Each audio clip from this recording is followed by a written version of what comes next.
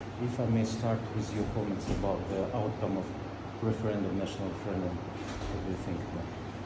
Well, we were of course observing the whole discussion about the new constitution since President Tokayev has announced that there will be a new constitution back in September, and I can congratulate the government for an impressive result of the turnout as well as of the support of the new constitution. I understand now there will be new legislation that will be passing as well to be in line with the constitution, and so the only thing of course that we as the European Union will be looking at if this legislation will be in line with international commitments of Kazakhstan, etc. So we are going to continue to monitor the further developments about it. Your Excellency, how do you see the future of EU-Kazakhstan relation, especially in the light of the recent developments of these events?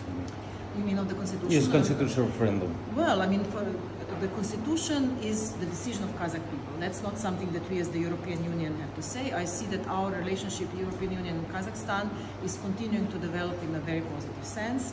We just are now continuing the dialogues on different topics in the context of the Enhanced Partnership and Cooperation Agreement, and we have a very productive dialogue. I very much like the fact that we are not having two monologues, but we really discuss the things. We have positive and negative things to say about each other, but the point is we cooperate, and I don't see any reason why this would change in the future. And as we know, today in Astana, the delegations of EU, would you comment, would you elaborate more about the subcommittees which has happened today and yesterday maybe? Yeah, we have 3 days. This is a regular process. As I mentioned, there is Enhanced Partnership and Cooperation Agreement, which we celebrated 10 years of signing last December.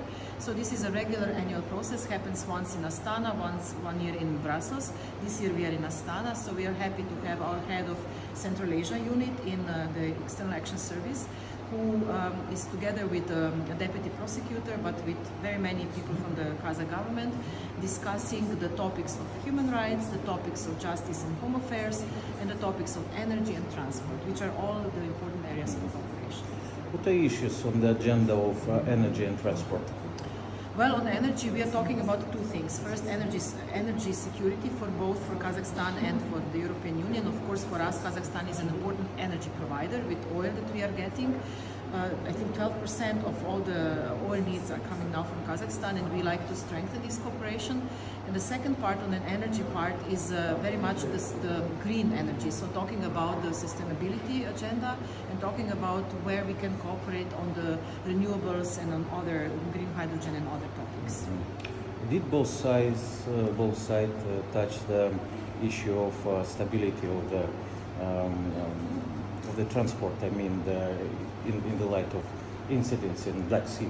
I mean, Trans-Caspian Transport Corridor, or in Kazakhstan it is called Middle Corridor, but we like to say Trans-Caspian Transport Corridor is more than just transport in our eyes.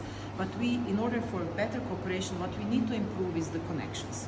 And right now, connectivity is still a challenge, because if you want to bring more things, including energy, from Kazakhstan to Europe, it takes too long. So we need to shorten the time. We have several issues with that. It's financial issues, it's who will invest, but it's also environmental challenges we need to take into account. But the point is, we need to work on that. And I believe both European Union and Kazakhstan want to strengthen cooperation on that, I would say, and Central Asia, not only Kazakhstan, and to connect the Central Asian countries among themselves, and to connect Central Asia to Europe. And on that, I think we will continue working.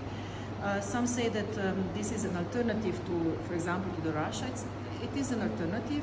It's a complementary one, because I believe that all transport routes, I hope that at some point the war, the aggression will be over, and that we will continue to cooperate with everybody on all possible routes. Your Excellency, last question, if I may. Kazakhstan's foreign policy continues to prioritize development cooperation with Russia, China, US, and the EU. In recent years, despite the geopolitical turbulence, Astana has strengthened ties with all of these global actors. What further steps are being planned by Brussels in its turn to strengthen ties with Kazakhstan in transport?